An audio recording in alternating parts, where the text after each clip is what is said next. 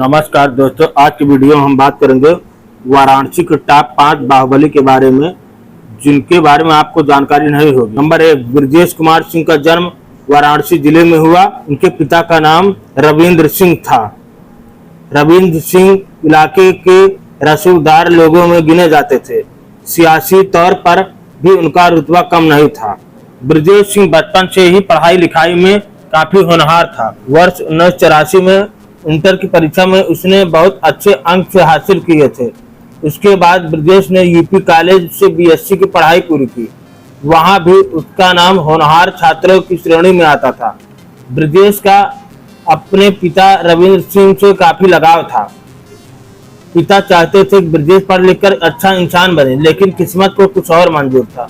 27 अगस्त 1984 को वाराणसी के धरहरा गांव में ब्रजेश के पिता रविंद्र सिंह की हत्या कर दी गई थी। उनके सियासी विरोधी हरिहर सिंह और पांचू सिंह ने साथियों के साथ मिलकर उनकी हत्या का अंजाम दिया था। पिता की मौत ने ब्रजेश के मन में बदले की भावना को जन्म दे दिया। वो अपने पिता की हत्या का बदला लेने के लिए बेताब था। 27 मई वर्ष 1985 को रविंद्र सिंह का हत्यारा हरिहर सिंह ब्रजेश के सामने आ गया। उसे देखते ही ब्रजेश ने उसे मौत के घाट उतार दिया था। यहीं से उसका क्राइम ग्राफ बढ़ने लगा। ब्रजेश ने हरिहर को मौत के घाट पे उतार दिया था, लेकिन उसका गुस्सा शांत नहीं था। उसे उन लोगों की तलाश थी जो उसके पिता की हत्या में हरिहर के साथ शामिल थे। वो 9 अप्रैल 1986 का दिन था। अचानक बनारस का सिकरौरा गांव गोलियों से गूंज उठा था। हर तरफ दहशत फैल गई। बाद में पता चला कि ब्रजेश सिंह ने अपने पिता की हत्या में शामिल रहे 5 लोगों को एक साथ गोलियों से भून डाला था। इस वारदात को अंजाम देने के बाद पहली बार ब्रजेश गिरफ्तार हुआ। यही वो सामूहिक हत्याकांड था जिसने ब्रजेश का खौफ लोगों के दिलों में पैदा कर दिया था। इसी कांड के बाद उसकी छवि माफिया डॉन की बन गई। लोग उसके नाम से कांपने लगे थे। समय के साथ अरुण कुमार सिंह ब्रजेश राजनीति में उतरे और वाराणसी सीट से एमएलसी बनने में कामयाब हुए।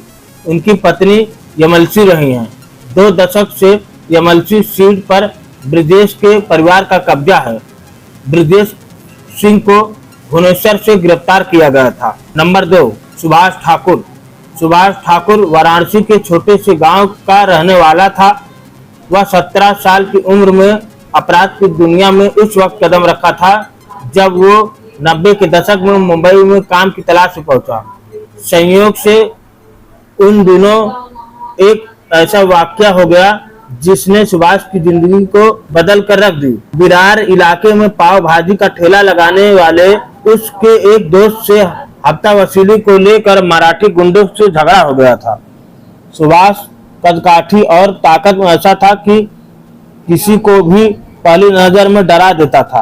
सुभाष ने उस दिन पहली बार उन मराठी गुंडों की जमकर पिटाई कर दी। अंजाम ये हुआ कि लोकल मराठी लड़कों ने पुलिस में अपनी सेटिंग के बूते सुभाष के खिलाफ थाने में रिपोर्ट दर्ज करवा दी। पुलिस ने सुभाष को उठा लिया और जमकर पिटाई कर उसे जेल भेज दिया। कुछ दिन बाद उसकी जमानत तो हो गई, लेकिन जेल से बाहर आने के बाद भी पुलिस ने सुभाष को परेशान करना नहीं छोड़ा। लोकल मराठी लड़कों को स्थानीय नेताओं का शह था, जिनके दबाव में पुलिस आए दिन सुभाष को झूठी शिकायत के आधार पर पकड़ लाती और परेशान करती। सुभाष कुछ ही महीनों में माया नगरी के बारे में समझ गया था कि अगर यहाँ रहना है तो दब कर रहना नहीं होगा, बल्कि लोगों को दबा कर रखना होगा। फिर वहीं से सुभाष ठाकुर की एंट्री जिम की दुनिया में हो गई। इसके बाद सुभाष ने पीछे मुड़कर नहीं देखा। वो एक के बाद एक ताबड़तोड़ वारदात को अंजाम देता गया। इसी वजह से जुर्म की काली दुनिया में सुभाष ठाकुर के नाम का दबदबा भी बहुत तेजी से बढ़ता गया। मुंबई में लोग सुभाष ठाकुर के नाम से कांपने लगे थे। सुभाष ठाकुर और बाबा को यूपी का सबसे बड़ा माफिया डॉन कहा जाने लगा। सुभाष ठाकुर दाऊद के साथ काम करता था, तो उनका बस एक ही दुश्मन था, अरुण गौली। यह दुश्मनी तब और बढ़ गई जब अरुण गौली के गुर्गे ने दाऊद के बहनोई इस्माइल इब्राहिम पारकर को 26 जुलाई 1992 को मौत के घाट उतार दिया था। उसके बाद गौली के शूटर को जेजे हॉस्पिटल में मार दिया गया। उसके खिलाफ 50 से ज्यादा मामले चल रहे हैं। उसे वर्ष 2000 में आजीवन कारावास की सजा सुना दी गई। उसने लंबी दाढ़ी रख ली है। उसका हुलिया बाबाओं जैसा हो गया है, इसलिए लोग उसे बाबा कहकर बुलाते हैं। वर्तमान में सुभाष ठाकुर यूपी के वाराणसी जेल में बंद है। उसका कारोबार यूपी से लेकर मुंबई तक फैला हुआ है। नंबर 3, अजय राय। अजय राय का जन्म 7 अक्टूबर 1969 को वाराणसी में पार्वती देवी राय और सुरेंद्र राय के घर एक भूमिहार ब्राह्मण परिवार में हुआ था। उनका परिवार पूर्व में गाजीपुर जिले के मूल निवासी था। बाद में वाराणसी के मलदहिया में आकर रहने लगा। शुरू में उनकी पहचान स्थानीय बाहुबली के रूप में थी और वह एक हिस्ट्री शीटर रहा था। वर्ष 1994 में कथित तौर पर मुख्तार अंसारी और उनके लोगों ने वाराणसी के लहुरा बीर इलाके में उनके भाई अवधेश राय की गोली मारकर हत्या कर दी थी। इसके बाद अजय राय ब्रजेश सिंह के सहयोगी बन गए।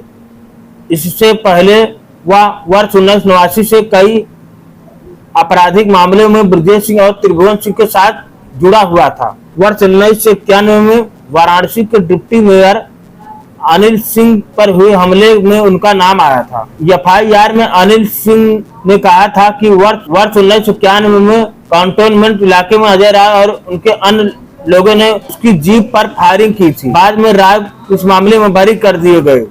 अजय राय लगातार 5 बार विधायक रह चुके हैं।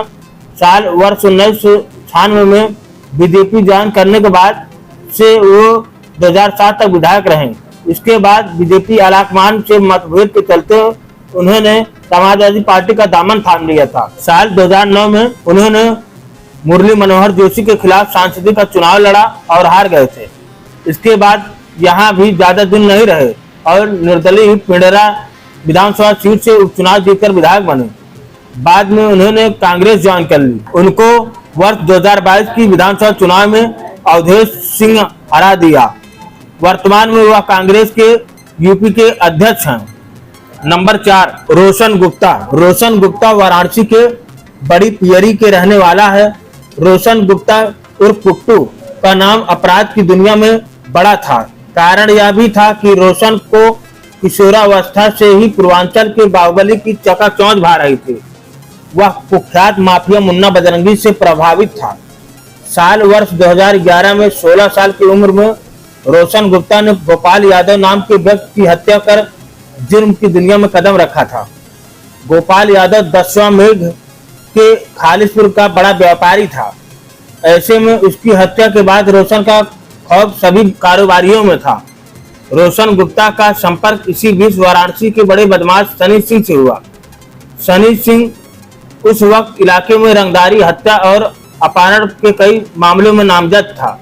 रोशन ने अपने सरदार सनी सिंह के साथ कई घटनाओं को ताबड़तोड़ तरीके से अंजाम दिया था। इन दोनों बदमाशों की वारदात के चलते वाराणसी पुलिस भी बैकफुट पर आ गई थी। रोशन के आपराधिक इतिहास को 4 साल ही बीते थे। उस पर वाराणसी, गाजीपुर में अलग अलग थानों में काफी संख्या में हत्या की कोशिश और रंगदारी सहित कई जुर्मों में मुकदमे दर्ज हुए थे। लेकिन वर्ष 2015 को रोशन को तब झटका लगा जब सनी सिंह को यूपी एसटीएफ ने मंडली अस्पताल के पास एनकाउंटर में ढेर कर दिया था। उसके बाद वर्ष 2020 में किट्टू तब प्रदेश भर में चर्चा का विषय बन गया जब वह सराफा व्यवसायी से 50 लाख की रंगदारी मांग की थी। उसी के 11वें दिन बाद रोशन गुप्ता का एनकाउंटर हो गया। नंबर 5, अभिषेक सिंह उर्फ हनी। अभिषेक सिंह हनी उर्फ जहर वाराणसी के खदरी मोहल्ले के मूल निवासी हैं। वाराणसी के खदरी मोहल्ले के मूल निवासी हैं। अभिषेक सिंह उर्फ जहर कोई छोटा मोटा अपराधियों में उसकी नाम की गिनती नहीं थी, बल्कि उसके खिलाफ अकेले हत्या के 5 मुकदमे दर्ज थे। इसी बात से आप अंदाजा लगा सकते हैं कि जुर्म की दुनिया में जहर की पकड़ कितनी गहरी थी। यहाँ तक कि उसके खिलाफ पहला मामला भी हत्या का दर्ज हुआ था। बताया जाता है कि साल 2007 में गाजीपुर जिले में इसके खिलाफ हत्या का पहला मामला दर्ज हुआ था। इसके बाद उसने पलट कर पीछे नहीं देखा। उसकी छवि एक शातिर और खतरनाक अपराधी की बनती गई।